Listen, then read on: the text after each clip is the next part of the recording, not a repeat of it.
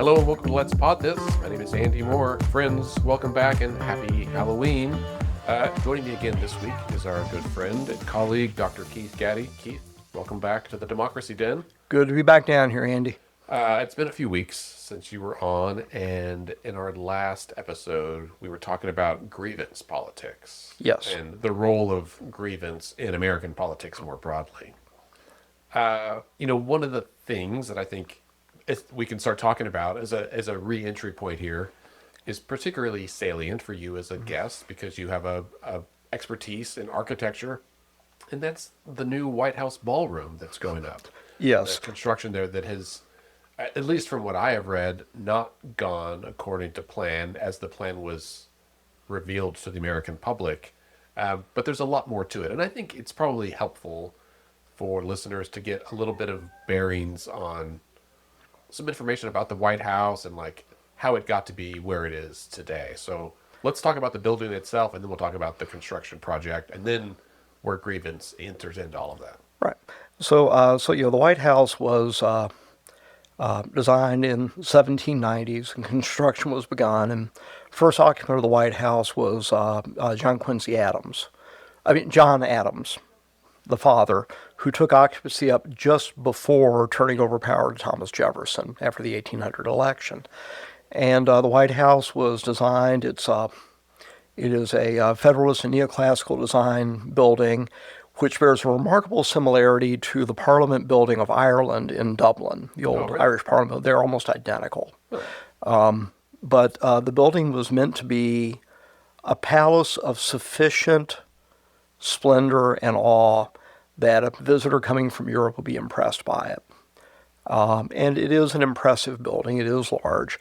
You could find plantation houses in select parts of the South that were much larger, that were built in the early part of the 19th century, but it was one of the most magnificent buildings built in North America leading up to 1800. And it was a lot smaller originally than it is today, right? If people have been there in the last, 10 or 20 years, has become almost a little bit of a sprawling campus is a little bit of an overstatement, but there's more to it than just what we think of as the White House. Well, the White House, you think about it, you've got the core building, the original building, which is the center of the White House complex.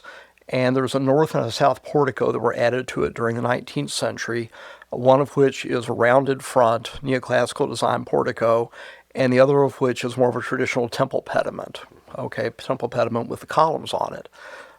In addition to that, at the beginning of the 20th century, expansions were added on the west side, the West Wing, which we all know from television, and the East Wing. Soon after, the McKim firm out of Philadelphia did the design on those parts of the White House, and they stayed inside this traditional neoclassical style. Those wings are lower than the main house. They're connected at some distance from it. So you've got a small covered walkway you can go down from the main house to get to either one of the wings. And to a certain extent, from the front of the White House, are largely obscured by landscaping. Beneath the East Wing, there is a command bunker that was put into place many decades ago as an emergency management center. This is not the Situation Room that we hear about in fiction. This is a different facility. And the East Wing has traditionally been sort of the domain largely of the First Lady, has always been the perception of it, while the West Wing is the administrative center for the president, right, the executive hub. The Oval Office was installed in the West Wing by William Howard Taft. A lot of people, they look at the White House, they see that rounded backside, and there are oval rooms in the main building. That's not the Oval Office, but inspiration for the Oval Office comes from those oval rooms. And then that Oval Office was later updated by Franklin Delano Roosevelt in a renovation and expansion of the West Wing in the 1930s. This is to say that the White House has gone through a lot of iterations and expansions, but they tend to be, these expansions tend to not threaten the primacy of the residence in the middle, They don't distract from where the center of the building is. They don't draw the eye away from it. In 1948, the Trumans had the White House completely renovated and actually moved out of the building for a couple of years because it had fallen into such disrepair. There was actually structural damage going back to the burning of the building during the War of 1812 that had never been fully addressed. So we've gone through some patterns and some iterations. Richard Nixon, there was a indoor swimming pool that he had covered up to make a press room for the press to be able to meet with the president. So the White House briefing room actually does have a swimming pool underneath it. Oh, that's funny. It's kind of fun, yeah.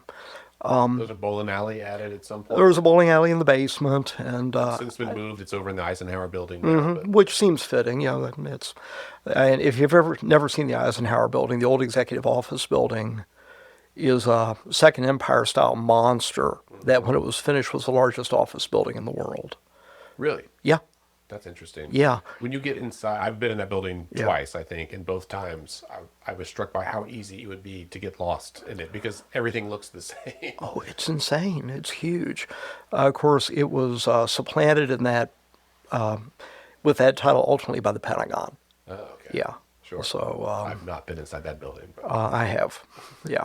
It's you could spend days trying to get around it as well, but fortunately, eventually you'll come back to where you started, right? after you make 4 turns, then you're back to where you started. Exactly. Yeah. If listeners have ever gone to do a tour of the White House, like a traditional tour that you would request through your member of Congress, you usually, at least in my experience, you enter on the east side through the east gate, and they take you through all the security, Yep. and then you are really doing a tour of that middle portion, right? And you Yeah, see- the where the residence is, and you're touring the the public areas, Yeah. so the ballroom and things like that. You'll see the display of China, the various first ladies, and the truth is, I was talking with a friend about this morning at the gym.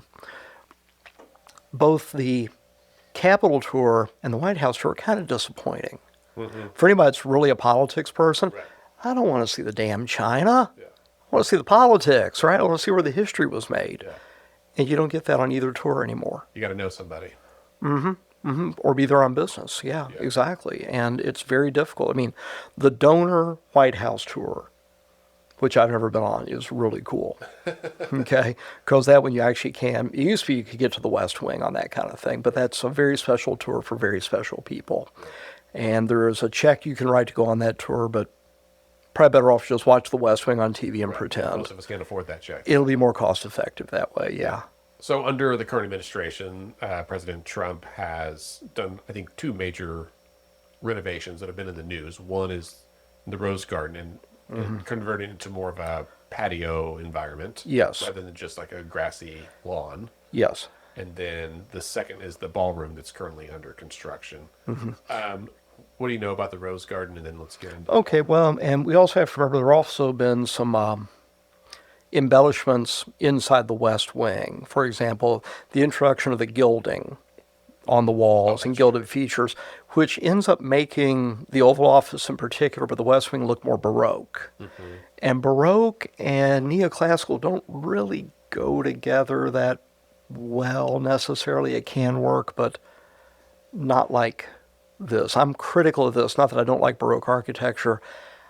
It just doesn't look right. Okay, there's something wrong about it.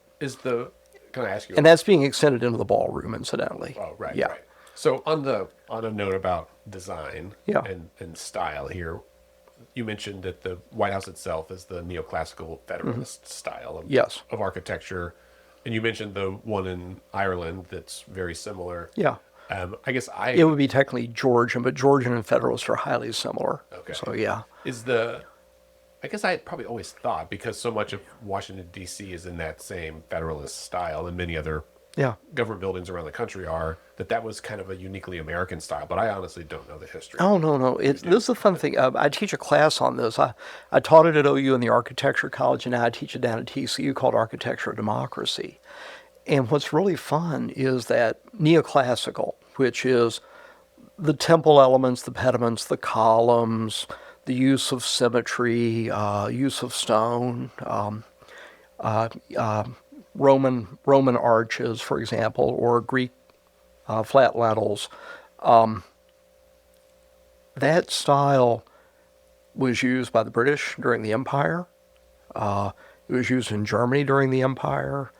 You find it in a variety of countries around the world that don't necessarily have democratic regimes, but the rise of neoclassical in the U.S. is very, very much associated with the rise of the Republican democracy around 1800, because Thomas Jefferson, when he designed the Virginia Capitol building, took inspiration from a Roman temple in South France in Nîmes. And I mean, it's almost a dead ringer. And this was the first inflection. And then by 1840, neoclassical had become the predominant form for designing state capitals as well. And the North Carolina Capitol building is the first Capitol building, including the U.S. Capitol, to be fully neoclassical Capitol form. Okay? So it, in a way, predates the renovation of the U.S. Capitol that gave it its current dome. Gotcha. Yeah. So this What about the Oklahoma State Capitol? Oklahoma State Capitol is absolutely a classic Capitol design with neoclassical and some Beaux-Arts elements to it. Solomon Layton, who designed the Capitol there, designed several of the historic courthouses in the state of Oklahoma as well, and had some other notable public works around the U.S. But that Capitol building is really, now that it has a dome on it, which it's only had for about 20 years, okay, it is a classic U.S. Capitol type. Yeah. But yeah, and it's funny though, that style that we think of as being only American only became predominant in Washington, D.C. after 1895. Huh. Yeah, what happened is if you were to go to the mall right now, you go to the mall now. The National Mall. The National Mall, right? Yeah, no, we're going to go to Plaza Mayor and do some shopping. No, you go to the Capitol Mall. You have the Capitol building at one end, right, at the east end. At the west end, you got the Lincoln Memorial, which serves as the end piece. Then in the middle, you've got the Washington Monument. And then you have buildings up and down both sides, which, with the exception of the Smithsonian's Old Castle, which is Gothic, and the Smithsonian's Air and Space Museum, which is kind of a mix-up between international and brutal. Okay, it's very modern, very modern. Most of the stuff up and down is either neoclassical or what's called shrift classicism, which is a early 20th century version of classicism that it's very associated with the New Deal in particular. So very flat, a lot of the details have been rubbed out, you use pediments instead of columns, but it still has that temple feel to it, that DC feel to it. That all happened because in 1893 there was a Columbian exhibition in Chicago. And they built a thing, they had a big architectural exhibition there, and buildings were built for that exhibition. And it was called the White City. And the predominant style that was used there was Beaux-Arts, which is an evolution from neoclassical that rose up the École de Beaux-Arts in the 1890s. And everybody was so impressed with these temples that it became the new avant-garde style for conservative architects, because American architecture was very conservative at this point in time. You had guys like Louis Sullivan and Frank Lloyd Wright, who were real rebels, who were coming out of the Prairie School in Chicago, right? They're pushing back against all this. And actually, his building, Louis Sullivan, who's the father of the Prairie School, his building at the Chicago exhibition was the best building there, but it ruined his career because it ran so counter to the Beaux-Arts and it put him into conflict with the architectural community. Well, the architectural community came to D.C. and there was a desire to fix up the mall in particular, because the mall back then had a railroad station in the middle of it. Okay? This was before the construction of Union Station. It had a garbage dump. And it had a bunch of small versions of buildings that looked like the old executive office building. Second Empire, well, actually, fitting we're recording this on Halloween. Second Empire is haunted house architecture, okay? If you ever look at the beginning of a Scooby-Doo cartoon, or you look at Disney's Haunted Mansion, or the Munsters, that's all Second Empire, okay? And it was a bunch of buildings that looked like that. And they wanted to, there was a movement that emerged out of Chicago called the City Beautiful movement. And so the Macmillan plan to redevelop D.C. embraced this neoclassical and Beaux-Arts approach. And it's also what led to the creation of Emerald Necklace, the Emerald Necklace parkways that go around cities. Where I grew up in Louisville, Kentucky, had one that was designed by the same guy that did Central Park, for example. And so everything in D.C. starts looking like a temple. Yeah. How And forgive me, they're here into the lecture. But, that's the story, how we got there. And, when Trump became president, around towards the end of his first term, he had argued that he wanted to make public buildings beautiful again. And he issued an executive order, which is now in force, having been reissued, that neoclassical shall be preferenced in the construction of federal public buildings. It was not mandated, but it would be preferenced. And this is a change from 60 years of public policy regarding public architecture, which embraced a diversity of different styles starting in 1962 in the Kennedy administration. So, the architectural community largely reacted badly to this. They saw it as being a constraint on their ability to express. The public that doesn't like Donald Trump freaked out because it's something Donald Trump did. And we have to remember, anything Donald Trump proposes to do, whether it's a bad idea or not, will be graded as a bad idea by his opponents, right? He's set himself up well in that way. Right. People don't want to agree even if they actually do. Well, you and I were talking about this before we got on air, right? That, remember what Lyndon Johnson said, that if he were to go down to the Potomac and walk on the water, people would say, look, I told you the son of a bitch couldn't swim. Right? This is the Donald Trump problem right now. The thing is, the American public for over 100 years embraces neoclassical. Whenever you have a competition to build a building, a state capitol, neoclassical tends to be preferred. And architects throughout the U.S. knew this at the end of the 19th century. If they wanted to win contracts, the general public out there building courthouses and state capitals and schools, campuses, they liked neoclassical. And we still do. It's safe. And it has a particular affect and meaning that people instinctively associate with government in this country. So to bring that up to this ballroom, is the ballroom in this style that he has said is preferred? It is. And I was looking over the renderings this morning. It even has, on the back side of it, it has a temple motif entry that looks just like the portico to the White House. So it has a White House-like entrance on it. And the interior will be more Baroque. It is supposed to be gilded. Evidently, Mar-a-Lago is our new standard for everything. But that Baroque piece is like, there's one is architecture, and then the other one is almost the style of the design. It's all changeable, for sure, but... Yeah, exactly. And just to clarify for anybody that's just tuning in, and for my architect friends, forgive me if I don't get this precisely right, but I think I've got it. So the design is the physical structure. That is the layout, that is the flow, that is the movement, that's the elevation, that's the massing. Style is the artistic engagement of that, which can include massing, how hefty a building feels. It can include height, but it also goes to the artistic elements of the building. And so artistically, this building from the outside will be in the tradition of the White House. So it's not going to necessarily look out of place from the street? Not in terms of its style, no. But it's big. Yeah. It's 90,000 square feet, yeah. So it's bigger than the White House. And even though it's set a bit far away, it is going to challenge the White House. It's going to draw the eye and the center of gravity away from the main building. It looks lopsided, okay? And this is actually an offense to neoclassical architecture, which prizes symmetry. Symmetry and balance are very important in neoclassical design. They're very important in any Italian design. If you go and you look at the work of Palladio, Palladian architecture prizes balance and symmetry. And what's happened is the White House campus is now out of balance. Every previous construction put it in balance. There's a way to do this thing and bring everything into balance, but it ain't going to happen. No, I would almost imagine it kind of sets the stage for a similar expansion on the west side that could bring it back into balance, but then you've got three really big kind of components that are loosely connected in the middle. Yeah, and what's happening is you're further dwarfing the executive mansion itself, right? Okay, so that's part of the challenge there is the thing is big. It throws things out of balance.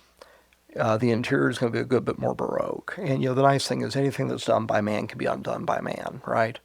So some future administration, if they're really that upset about this, if somebody is as petty as Donald Trump is about things, and this is actually relevant to what's going on with the White House, it'll get undone. Yeah.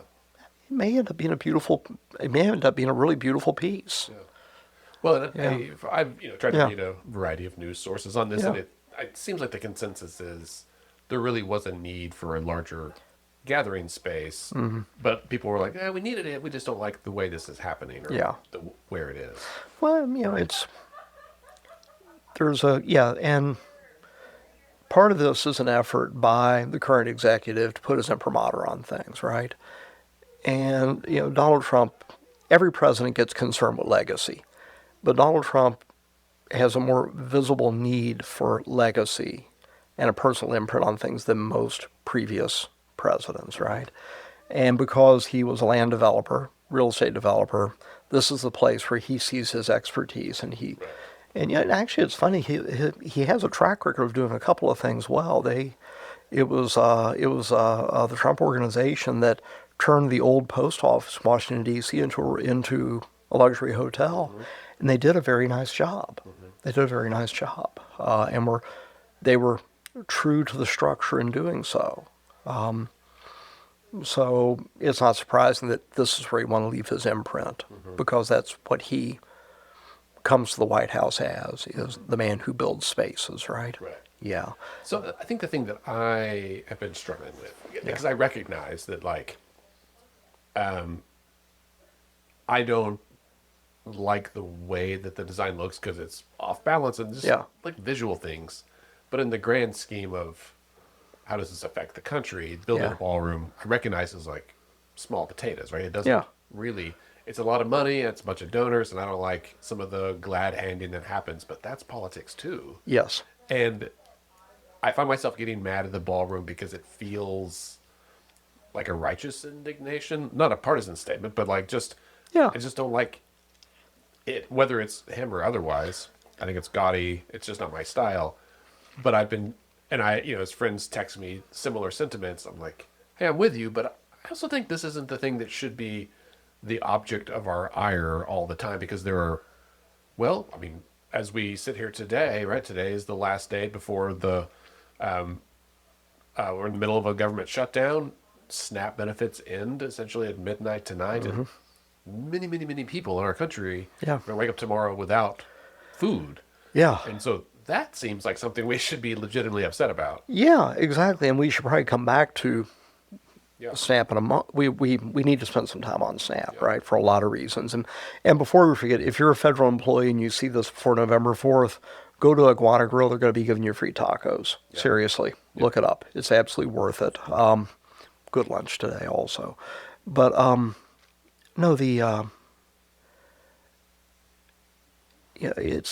you always wonder with anything with this administration, what are you missing while the hyperbole is going on, right? And what are you being distracted from? But this notion of grievance, it actually shows up in the White House redesign. In this current one under Trump? Or the current one under Trump. It's probably the only instance where this happens, because if you were to go to the web and you check out and we'll put a link in for this. If you check out the website that explains the new ballroom, the reconstruction of the East Wing, on the White House website, the White House website, you have to wonder if anybody is still if the Hatch Act still exists. I'd be shocked. Okay, but when you look at this thing, as you dig in, they present a timeline of the White House, and it notes a lot of the events that I've described. Right, the burning of the White House, the expansion, the renovation, this and that. But it also peppers in some other notable things in the design of the White House and its history. Bill Clinton's tryst with Monica Lewinsky in the Oval Office gets a shout out. National Trans Day with Joe Biden gets a shout out. They're claiming they found cocaine from Hunter Biden and a laptop, evidently. Evidently Hunter Biden laptops, they're sort of like finding Pokemon, right? You go around, you'll find them here or there if you keep digging, right? And all this other stuff that's designed to do one thing, and there's also something for Barack Obama in there, things that are meant to make Donald Trump's direct political opponents look bad, right? Yeah. It's partial, it's bad history, It's a distraction from the thing, right? It's another example of this politics of grievance and the use of grievance. And the question for the left is when liberals come back into control of politics someday, do they just let Trump go and let all this stuff go and quietly set things back, or do we have grievance against him? Yeah. Or we're going to stay stuck down in this space. Yeah. Yeah. So I just Googled the White House building, like about the White House Yeah. on the website, and it has like inspiration. This is about the East Wing expansion stages, so about the construction itself. And then, as you were saying, it has a major events timeline going back to 1791, design plans, rebuilding after 1812, South Portico, North Portico, West Wing, Oval Office, Rose Garden, East Wing, total reconstruction, briefing room, and then, yeah, Bill Clinton, Monica Bill Clinton Lewinsky. scandal, Muslim Brotherhood visit, a tennis pavilion, cocaine discovered, Trans Day of Visibility, North and South flagpoles this year, Yeah. Rose Garden. So it highlights several things that happened, obviously under Democratic presidencies, that have arguably no relation to the architecture or the construction of the building. These are things that there's no mention of a single Easter egg roll, or like, or like all the other many state dinners or other events that are held there. Reagan, Sadat, and Carter doing the Camp David Accord signing in the Rose Garden, Yeah. which was probably the most monumental event that happened in that space at the end of the day. No, lost to history, right? Right. Yeah. Yeah. But we're lucky they didn't put a lanai up also, I guess. It just feels very petty. Yeah, it is. And in a conversation about grievance, it demonstrates somebody's grievance that's clearly very partisan, taking aim at certain presidents and certain issues they think will elicit a grievance, like a supportive grievance from their constituents. Well, and this is where I'm going to be critical of the left just for a minute, Andy. They've allowed themselves to be pulled down to the level of presentation made by this president. What do you mean by that?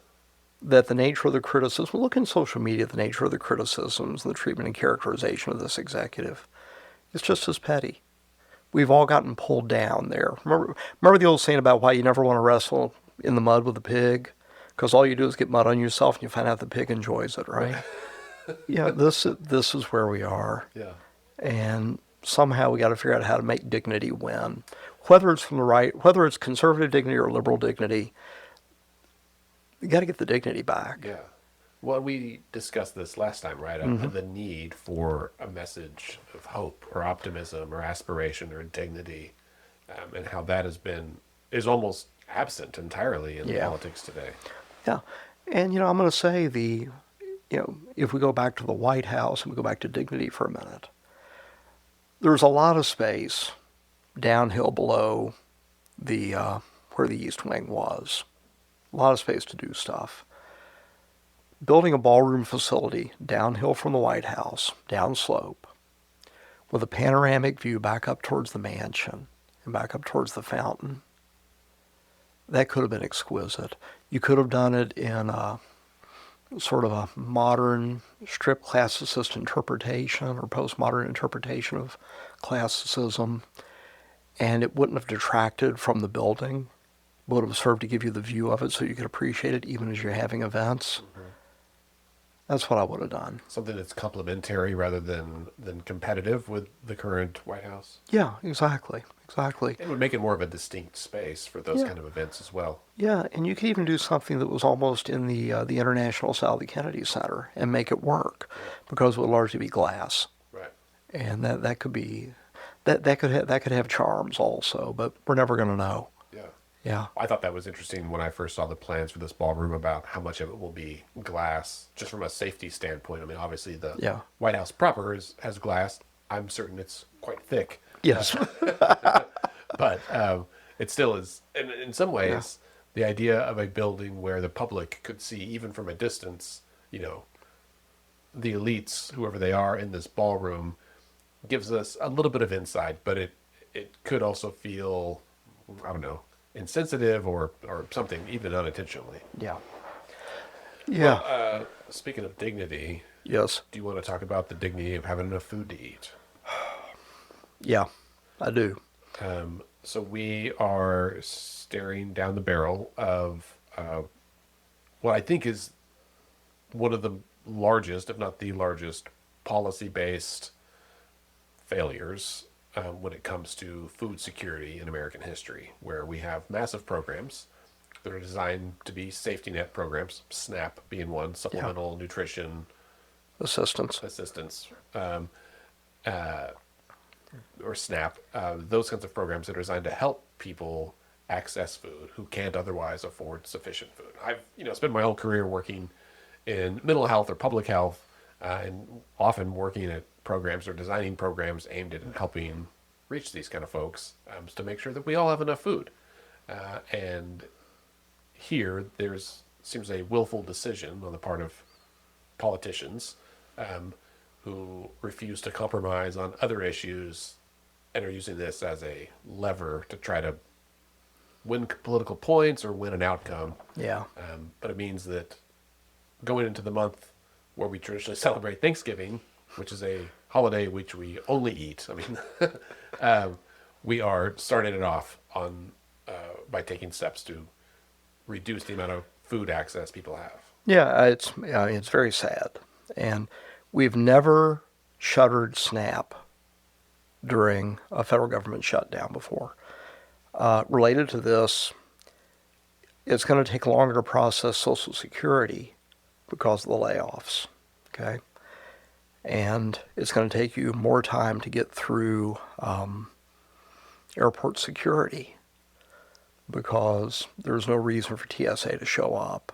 These people are going to go and work other jobs so they can get food because they can't even go to they can't even qualify SNAP now, right? So let's talk about what this means. For every one meal that's provided by the various food banks around the United States, everybody who's involved with Feeding America and all that, right? 9 meals are provided by SNAP.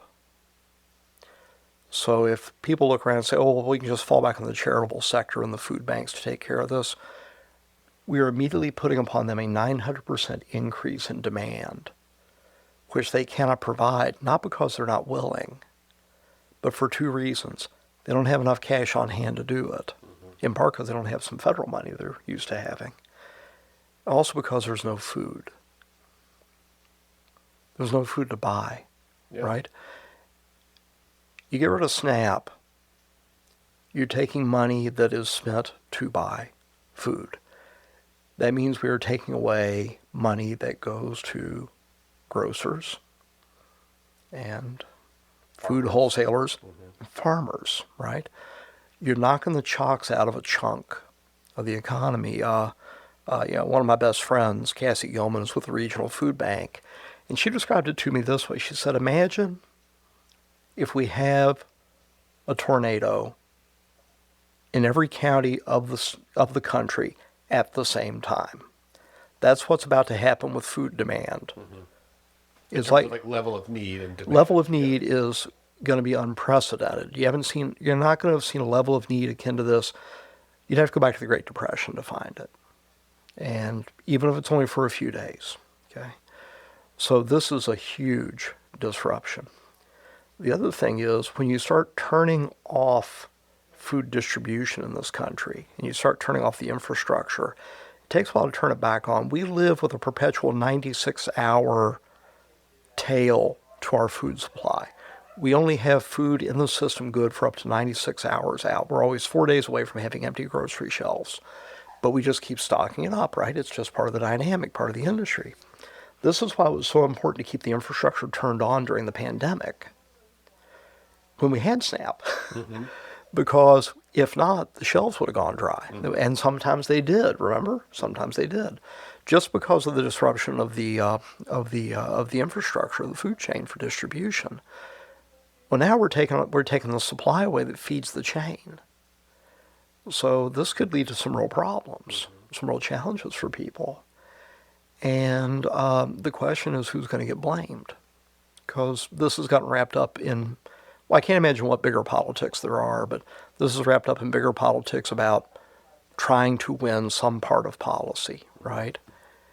And this is the first time ever this chicken game has been played at this level with domestic politics.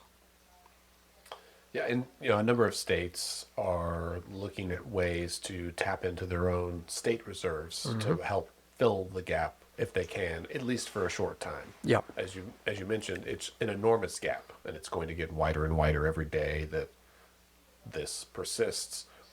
Oklahoma is not one of those states, at least not yet. I know No. there are calls for Governor Stitt to call a special session. He could call a special session, and it would require a vote of 2/3 of both chambers Hmm. to use some money from Oklahoma's rainy day fund that could fill this.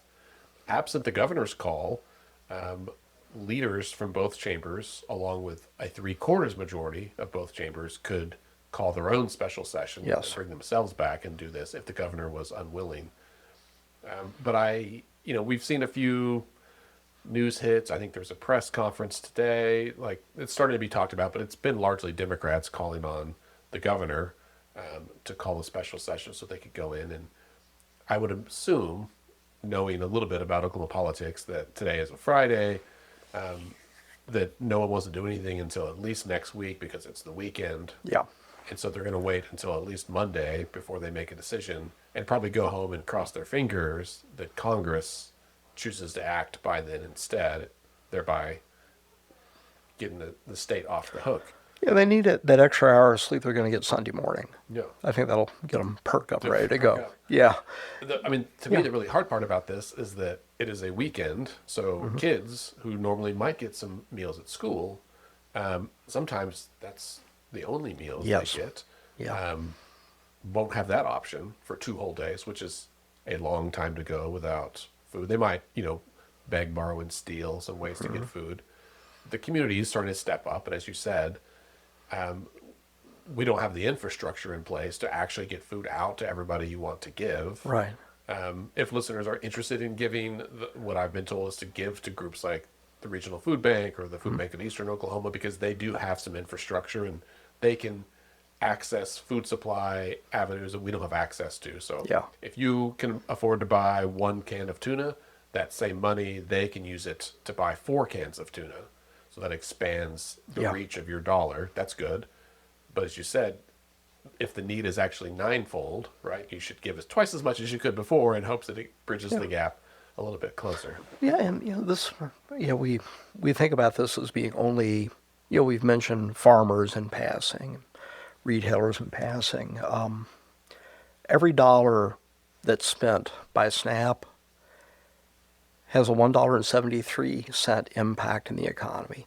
It's a 73% accretive value to a dollar spent by the government.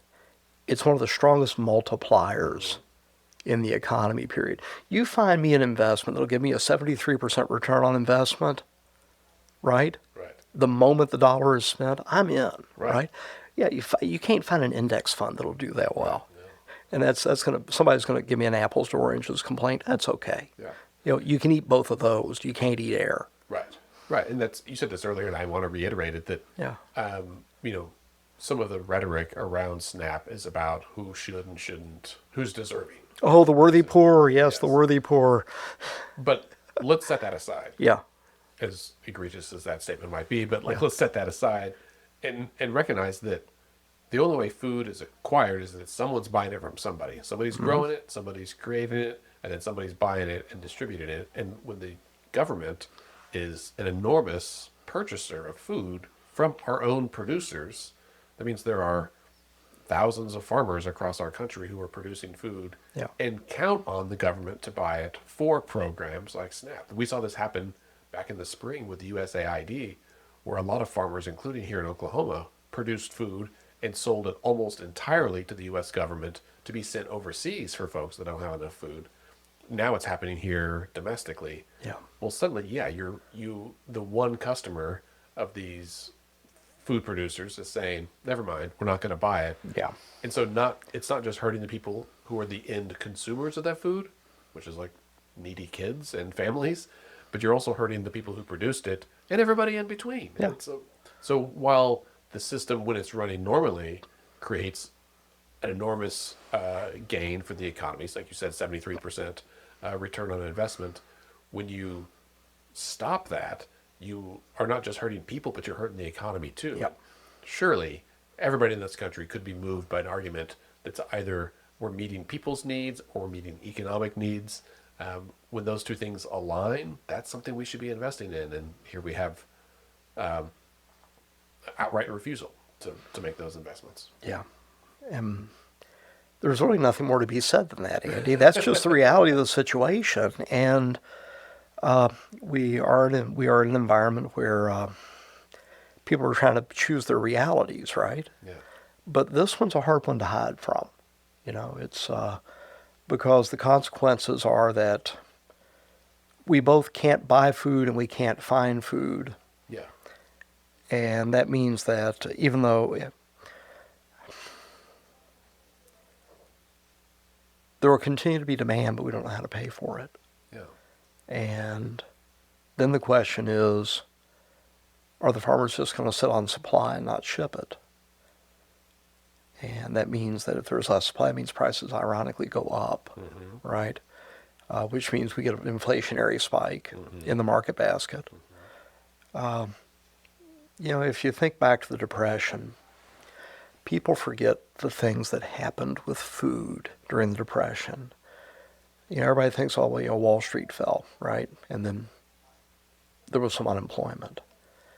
Well, no, part of what happened is commodities prices collapsed also. Farmers couldn't get their crops to market, so they'd plow them under. There was a thing called the green corn strike in Iowa, which if you don't know about that, look that thing up. You want to talk about some radicalism in the U.S. The green corn strike was an amazing one, but you also had dairy farmers that would drive their dairy product to the edge of town and dump it out rather than sell it at a loss. So you had conscious protests for the destruction of foodstuff, which further exacerbated the situation. Yeah. So there's precedent for really bad symbolism in this country. And last time we had an economic environment where farmers were actively protesting their plight was the 1970s, when farms were regularly going bankrupt in a hyperinflation environment of the Carter administration. This is, we're going to see something we haven't seen in a while, which is we're going to see agrarian discontent if we don't get this under control.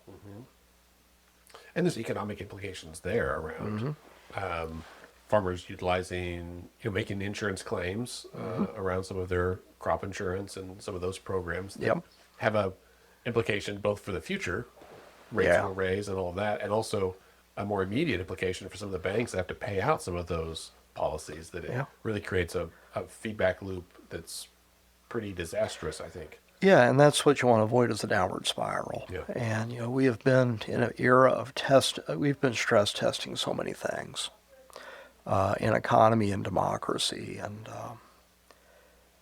the strain is showing. The question is the public going to, how's the public going to respond to that strain, right? And there are a variety of choices the public has. One is to vote change, right? The other one is to accept the circumstance. The third is to accept whatever comes after the circumstance as well. Because right now, the institutions don't appear to be wanting to function. The U.S. House of Representatives is not in session. The Senate is, but the House is not. And therefore, any effort to try and make a deal either requires the Senate to take exactly what the House has passed in the hopes that the White House will sign it, or to wait for the House to come back into session. But that takes time. Well, the House has pointed at the Senate saying, hey, the Senate should do something, and then Senator Thune, who's the leader of the Senate, had a statement yesterday or this morning that was basically like, I haven't done anything because the White House hasn't told me to do anything. Yes, I could give you a vote, but I don't know how it turns out. Yeah. Right? And you've never had a Republican administration so inclined to take guidance from the White House. Yeah. A Congress so inclined to take guidance from the White House as the current one. Yeah. No congressional majority has been this subservient to the executive whim. Right. And maybe at some point during FDR's administration also. But, back then the Republicans said that FDR was a dictator.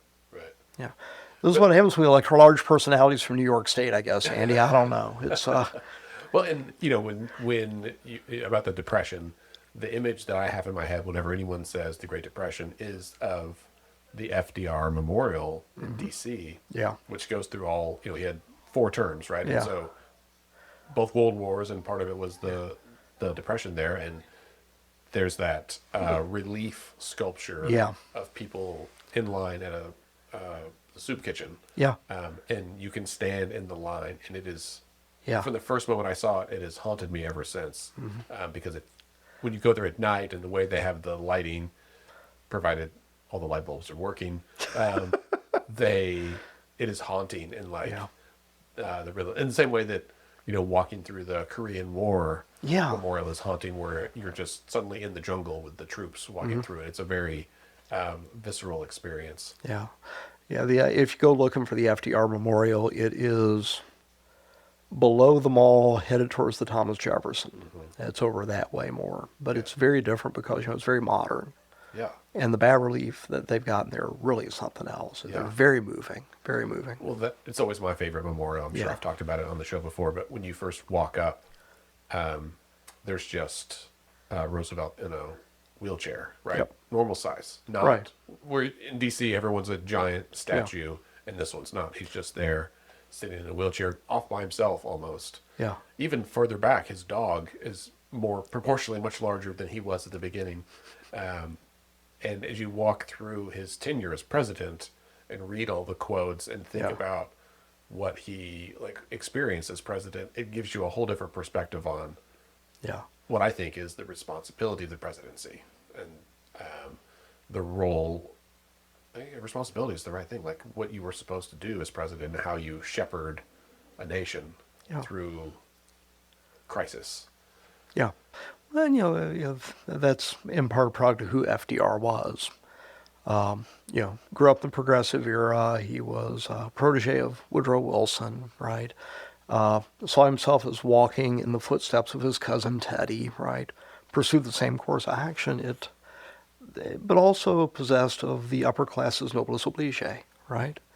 That need to provide, and to provide by example, and the giving elite, right? Yeah, FDR engaged in authoritative allocation of values, but they were supposed to be values of charity, right, and values of compassion, tempered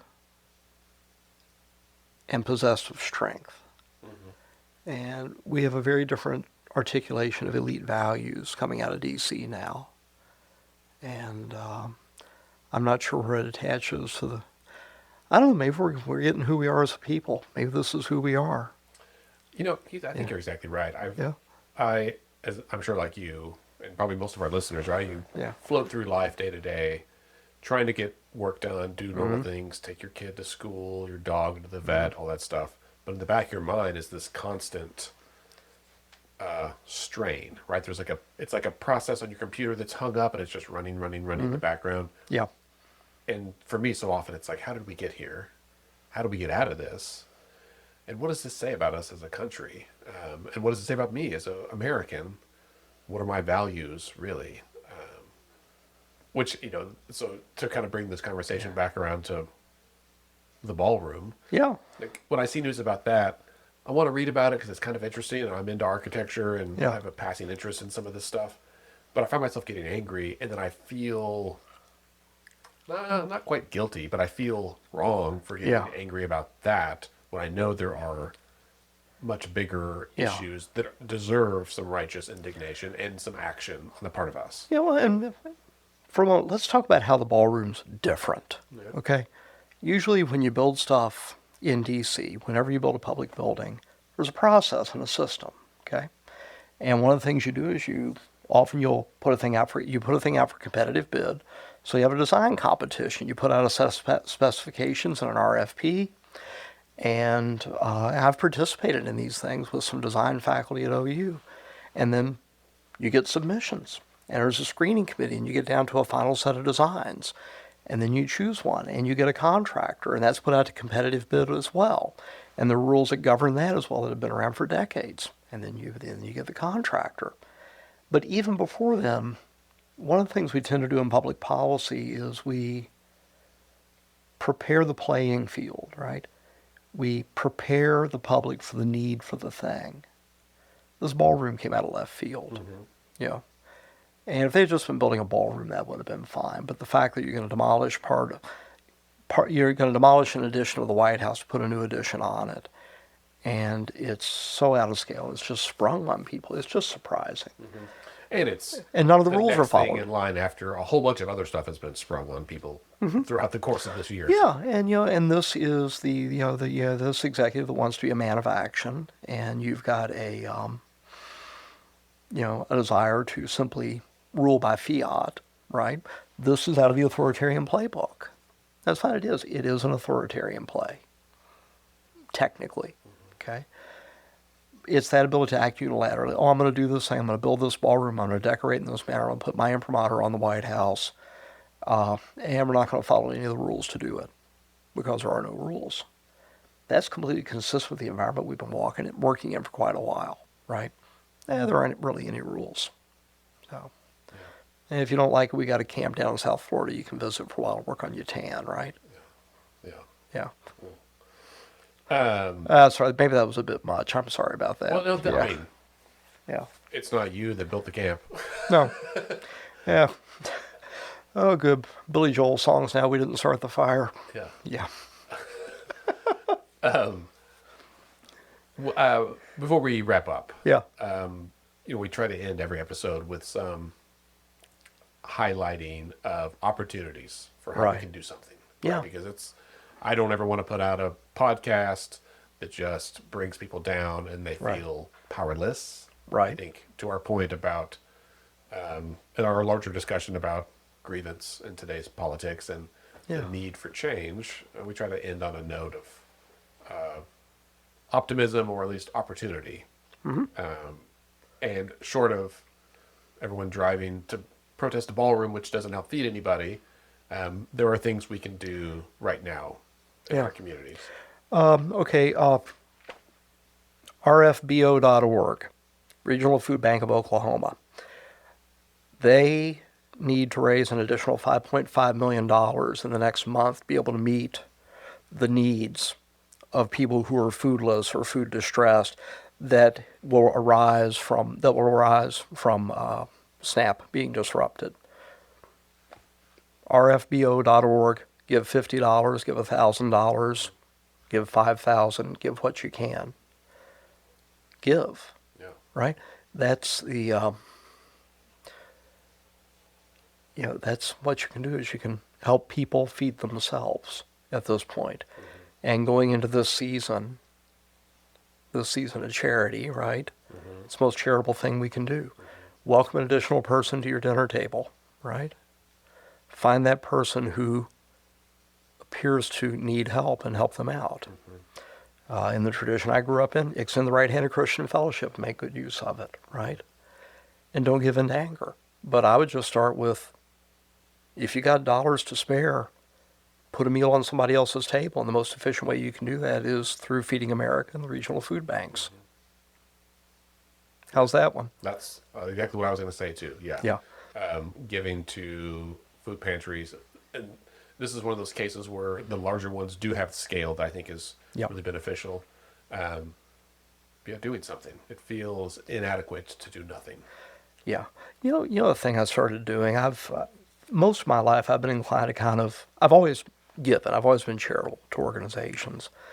But I've largely not engaged with the street population, okay? Even though I spent a number of years as an urban dweller in New Orleans, right?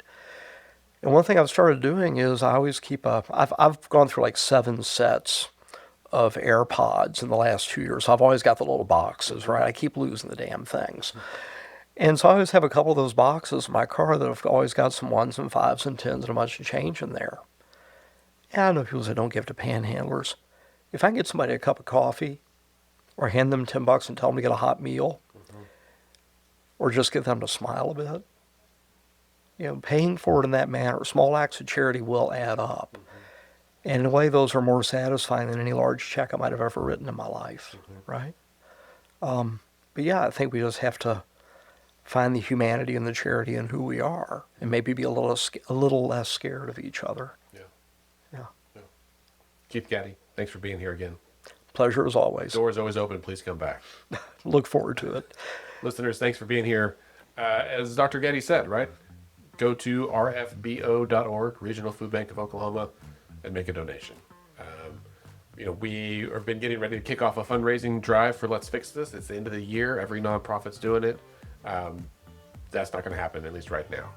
I think there's greater needs out there. Please consider giving to help those in need. And don't turn away. I think this is hard, and take care of yourself too. But it is easy, I think, for all of us to want to turn an eye or to pull back or try to ignore some of the hurt in the world. With some of this thing, I don't think that's the right thing to do. So take care of yourself and somebody else, and we'll see you next week.